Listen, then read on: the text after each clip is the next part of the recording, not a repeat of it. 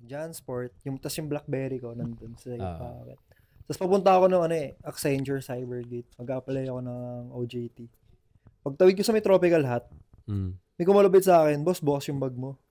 Siya na yung kumuha. Siya yung kumuha nun. Para ay, nakuha ba?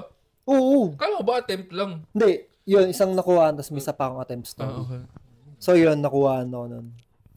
Simula nun, bumili ako ng second hand na iPhone. Lagi ako sa may baon na pagkain nung college. So may Tupperware ako. So kada babiyahin ako pa uwi or papasok. Ay hindi, pa uwi lang pala. Lalagay ko yung phone ko dun sa loob ng Tupperware. Grabe. Kasi na-trauma ako. Sobrang ayoko na maulit yung manakawan ng cellphone. Then yung attempt naman, naglalakad ako sa Recto, pabalik akong Legarda. Yung kasalubong ko, sumabit yung kamay niya sa loob ng bulsa ko. Kasi naka-shoot. Tapos hindi niya nanakawan ka. Tapos nagkatingin. Akala niya slick siya. Tapos nung nanakbo na. Maganda yung nagkatinginan muna kayo. Slow mo.